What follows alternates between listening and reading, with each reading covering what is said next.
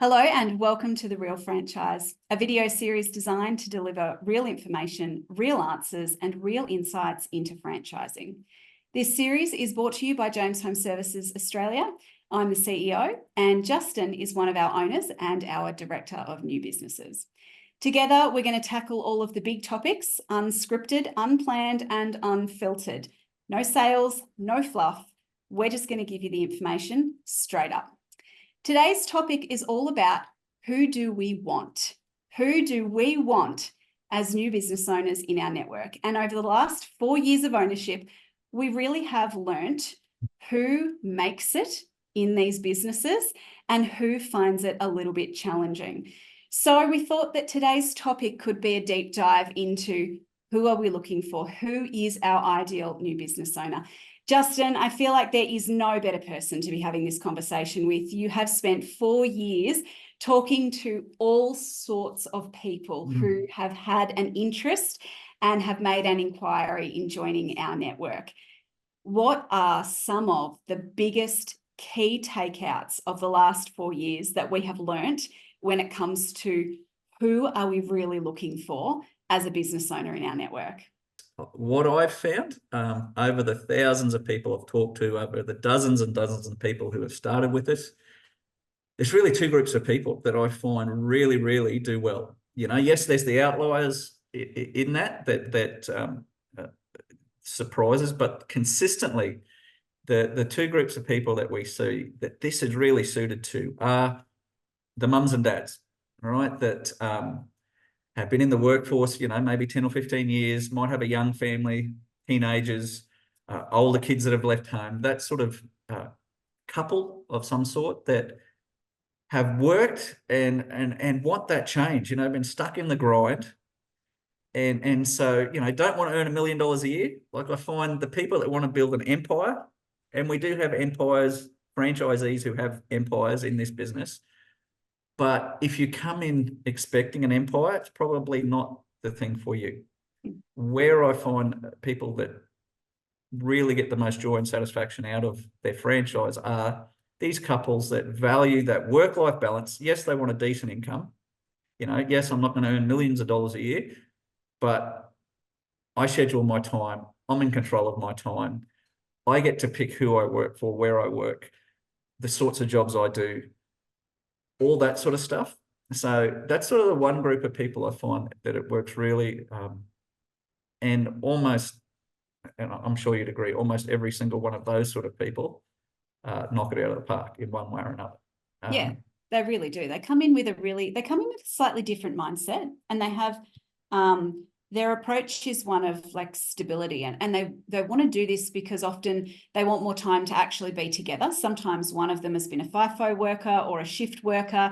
They've been passing ships in the night. They've been parenting kids maybe for 10 years or so, but the schedules just never happen to align. They might get dinner together and that's about it. You know, life is busy and hectic.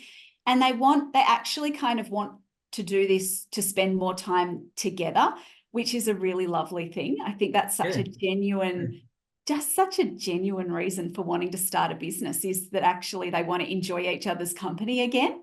So we find that they come in with a really different mindset, and it's really focused on each other, but it's also really interesting because really what we're talking about is people kind of in their late 30s and into their 40s, you know, and they've perhaps got kids, but maybe a little bit older kids. You know, the kids are definitely in school and beginning to find a little bit more self-sufficiency. You know, they don't necessarily need to be picked up 3 o'clock. They find their own way home, or they go hang out with friends. And so, you know, the mum and dad have a little bit more time to be able to spend in the business, or can be out doing stuff for themselves at that time of day. And so they just come in with a mindset around stability and, you know, working really hard because they want to build something for themselves.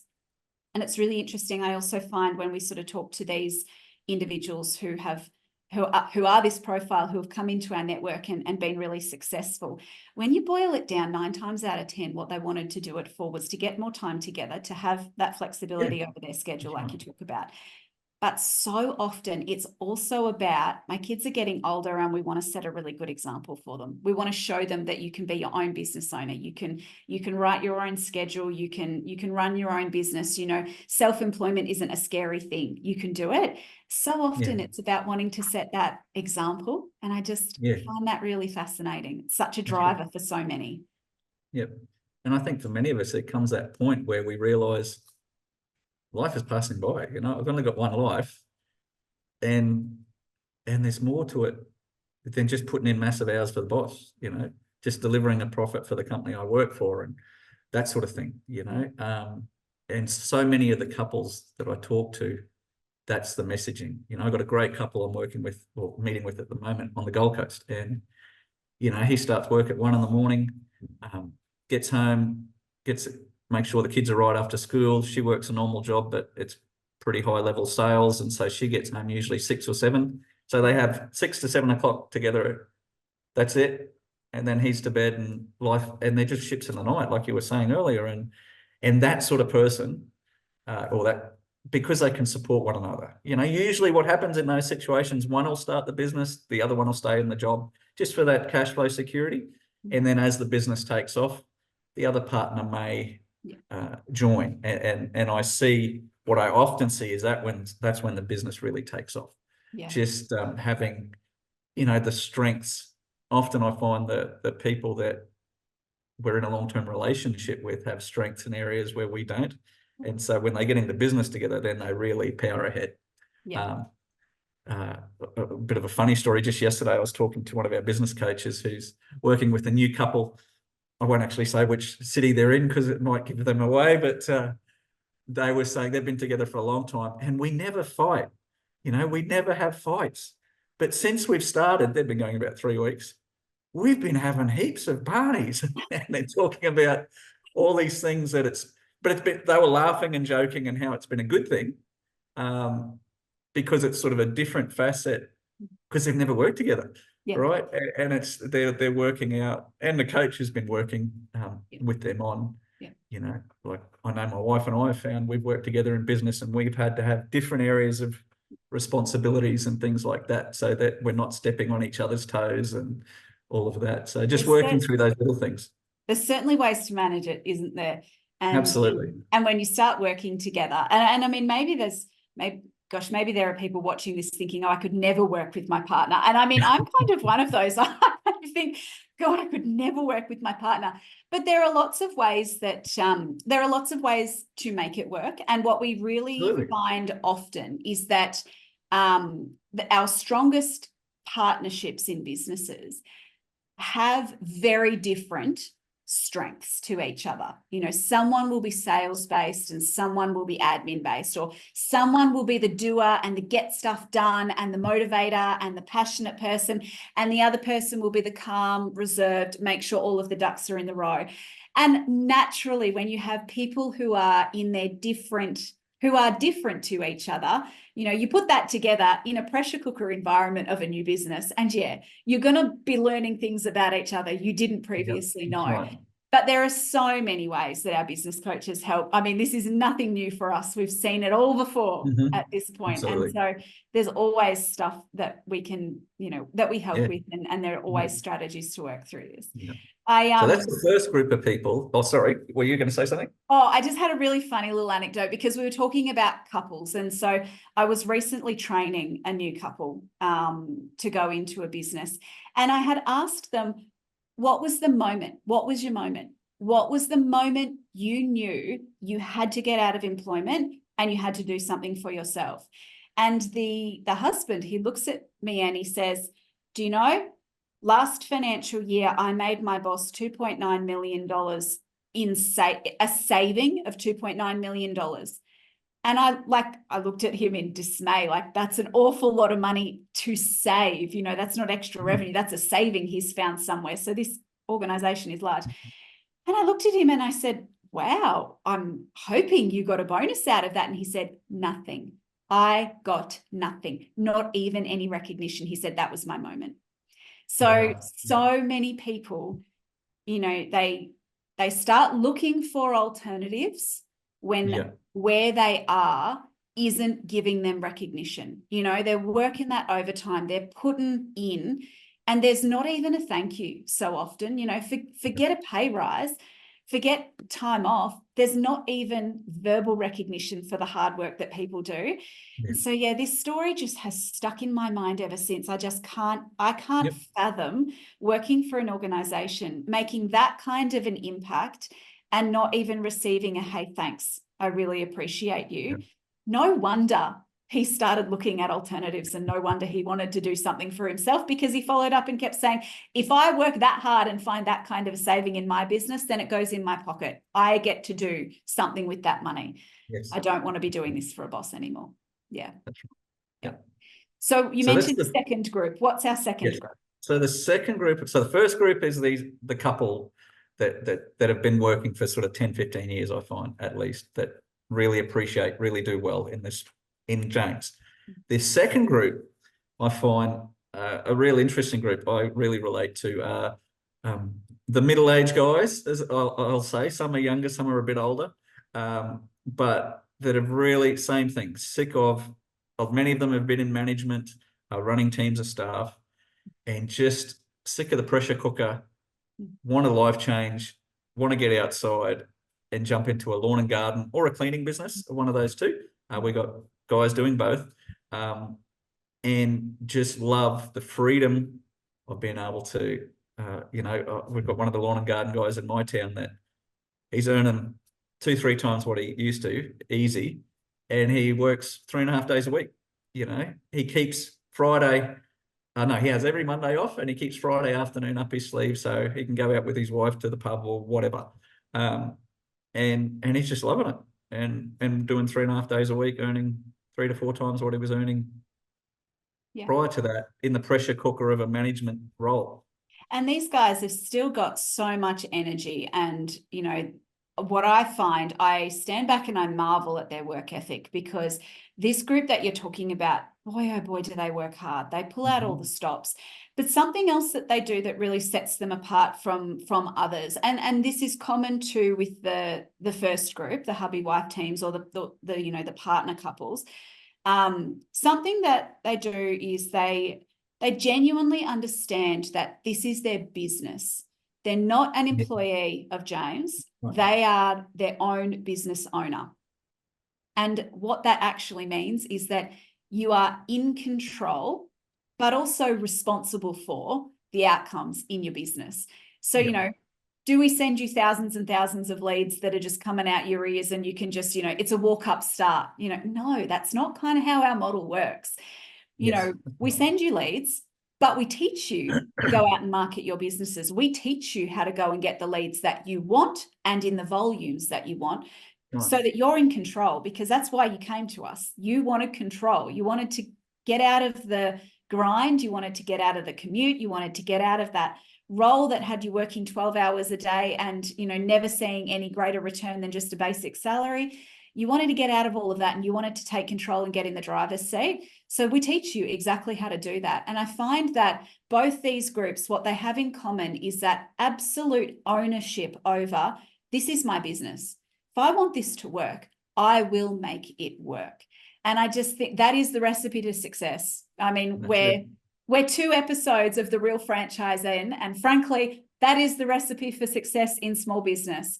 Understanding that if you want the business to work and be successful, you got to make that happen. And if you have that mindset, you're halfway there, frankly. You really are. Yeah. I heard a saying many years ago that if it's to be, it's up to me. Yeah. And I find, like you say, the key of success in this business, in any small business, is taking ownership. Yeah. The people, as I said earlier, I talk to hundreds and hundreds of people every month. In the vast majority have this, I find this perception that if I join a franchise, they're just going to send me all the jobs and I just go do the jobs, nice and easy. Really, I'm just an employee, all right? But it's that expectation right from the start that you send me everything. It's on you, not on me, right? And that concerns me. I find those people, like, we have a discussion, obviously, just to see if they can understand that, no. If you're going to succeed, it's got to be you got to take a bit of responsibility. Well, you've got to take the responsibility. Yes, there's heaps we do. We've got 30 years experience. We've got a great marketing team. We've got great business coaches that work with our people. Yeah. But at the end of the day, it's the business owner that's got to get up every morning and put all this stuff into practice. Yeah. I always describe it to people. It's like having a Ferrari in your garage. It's all wonderful, but it does nothing for you till you get in and actually go use it. Yeah. Right. You can have the best tool in the world, but until you use it, it's useless. It's just a lump of metal. And it's the same with the James franchise. You know, it's to me, the Rolls Royce of franchises, but it does nothing for you till you actually use it. Yeah. And so that's the key. Yeah, like you said, it's the number one key. It's just taking that responsibility. Yeah. Yeah. So if those two groups are who we're looking for, who are we not looking for? I mean, let's go there, because we're touting this series as let's be real, let's be unfiltered, let's be frank. Okay, so who are we not looking for? I'll kick it off, because this is, you know, it's difficult to actually say, hey, we're not looking for everyone. You know, we have a little saying in James, the 2% club, right? And it's 2% who make it all the way through from an inquiry to actually starting a business. Now, part of that is that, you know, they get partway through our information process and they realize that our model isn't quite for them. And those are the sorts of people that you're talking about, in that their expectation is that essentially they behave as a subcontractor in our network and we just send them the work and they do the work. And just in reality, that's not how we work. That's not our model. And so we've just got to be really upfront with people who have that expectation and say, hey, look, you know, there are other models that probably are more aligned with what you're looking for. It's not us.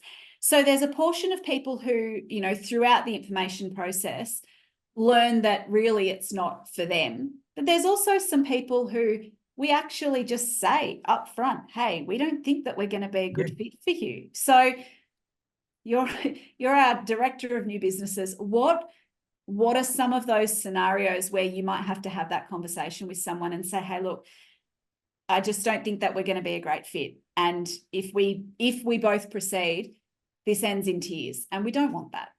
No. What are some of those scenarios? I think some of the basics to put on the table first is people have to have a clean police check. Right. We do a lot of work with aged care, disability, the vulnerable, those sorts of things.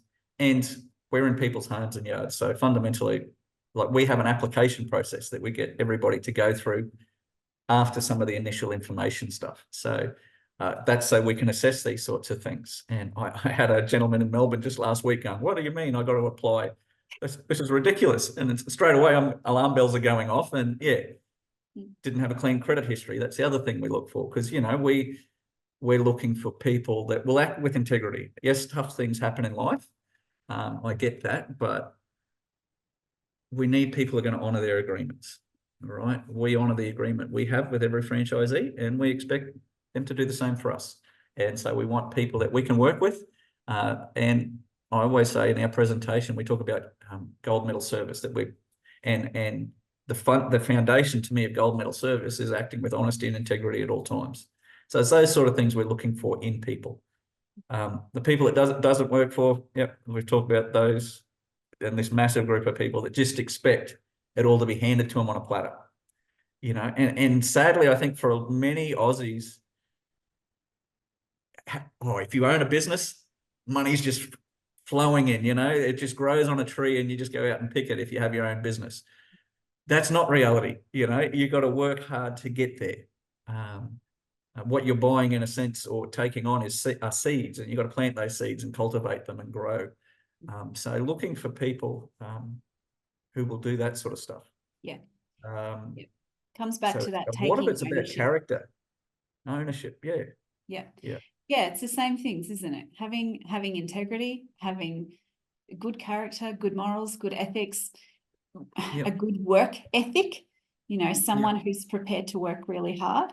You know, we have seen these businesses grow from zero to, you know, thousands of dollars of revenue a week, you know, in 4 to 6 weeks. We have seen that. It is absolutely possible. And if you follow the system that we have in place, then there's no reason that you can't do that. But not everybody wants that.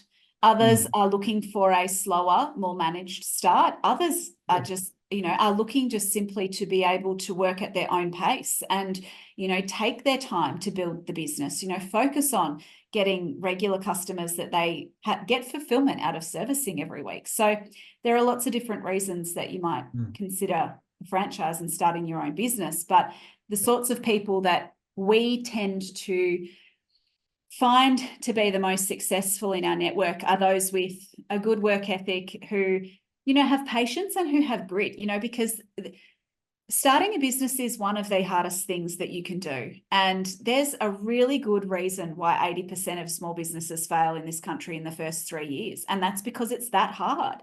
And joining a franchise network, it takes away a lot of the headaches. We have a system, we have a process, you have business coaches, we have an accelerated startup program that we put you through. We teach you, we give you equipment, we do all of those things. We provide marketing, we do send leads. There is an inordinate amount of support that we provide. However, at the end of the day, it is up to you as the business owner to take all of that and to use it, to leverage it, and to make it work for you in your business.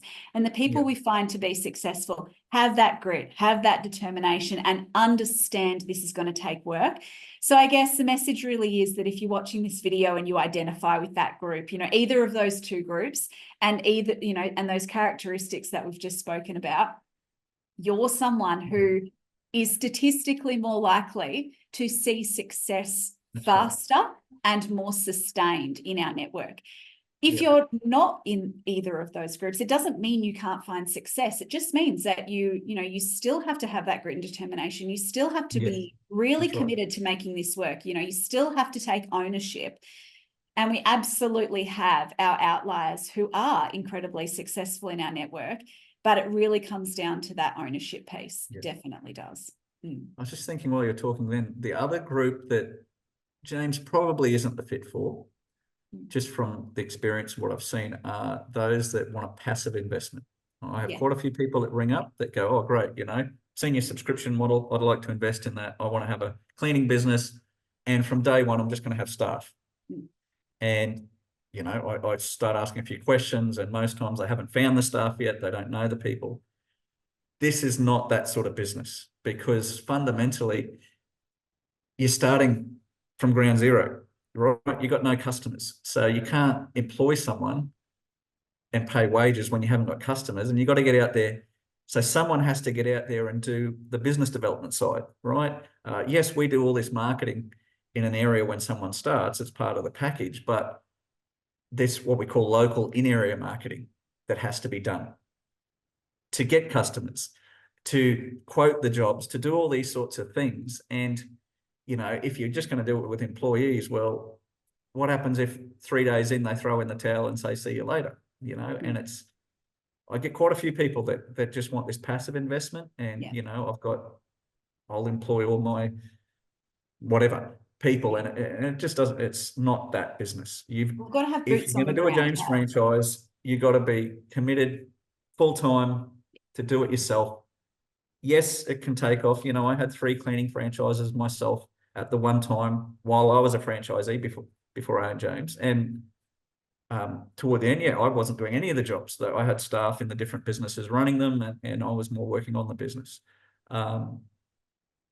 But you've got to work to there. You've got to start crawl before you walk. Be prepared to have your boots on the ground first.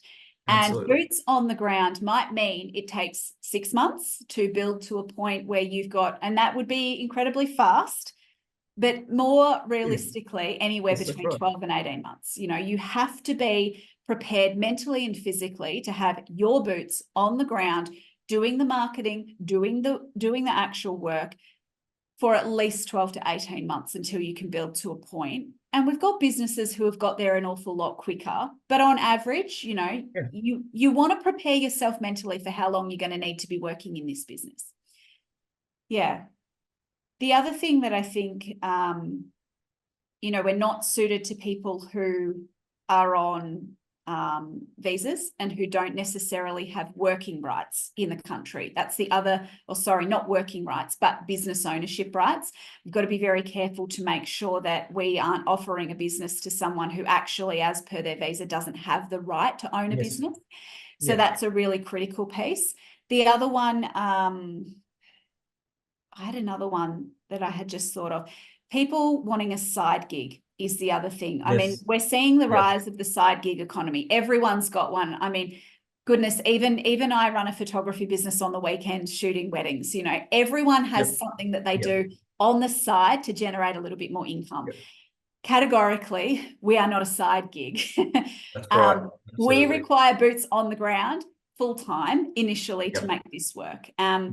You know, we need you all in. And there is absolutely businesses in our network who, you know, they get to a point where they only work 9 till 3, you know, and they drop the kids off at school, then they go and do their business, and then they pick them up at 3 o'clock.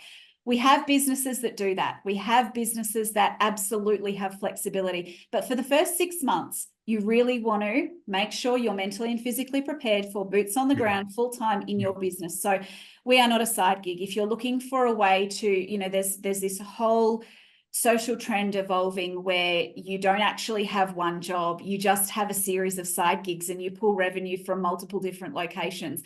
It's a really interesting concept, but we are not a part of that. We can't be.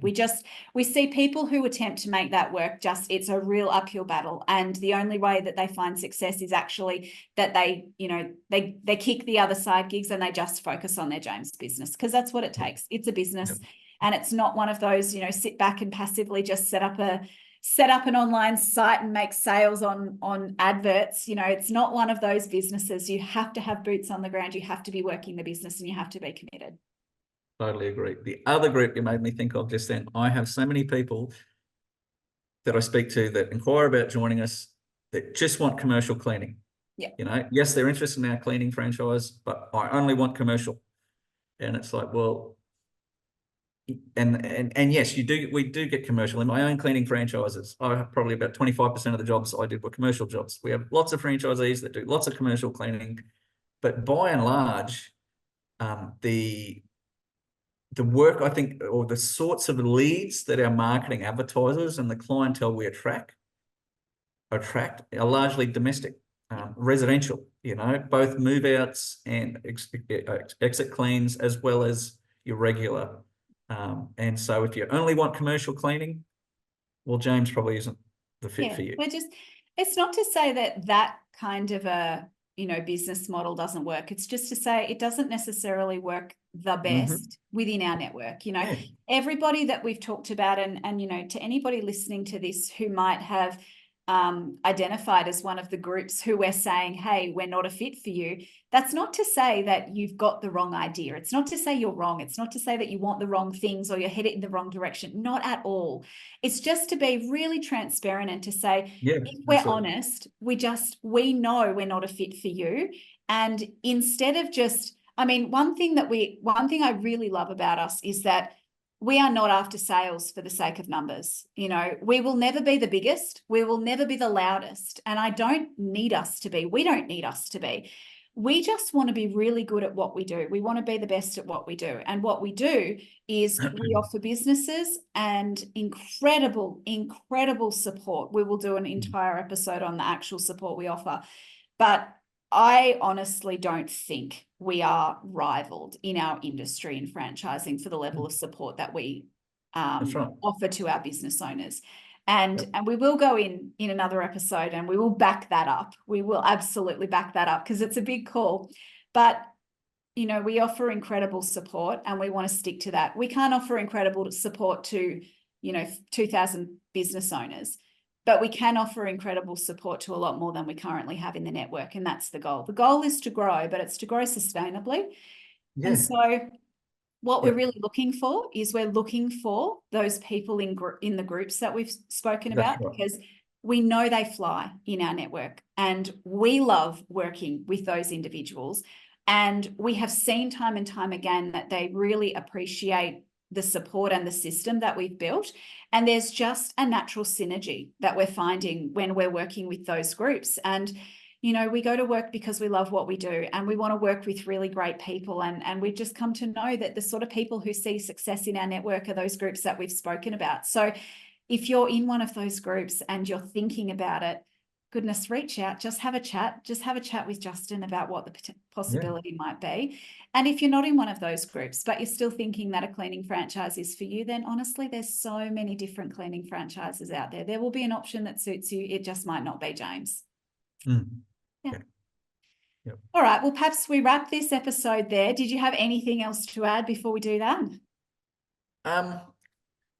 One last thing, just on that commercial cleaning. Sorry, just to backtrack, because I think a lot of people are looking for this change in their ideal people group. You know, you might be out there, you might be a couple, you might be sick of where you're at. And for some people, they think cleaning business, they think after hours, they think weekends, and I've got a family, that doesn't work for me.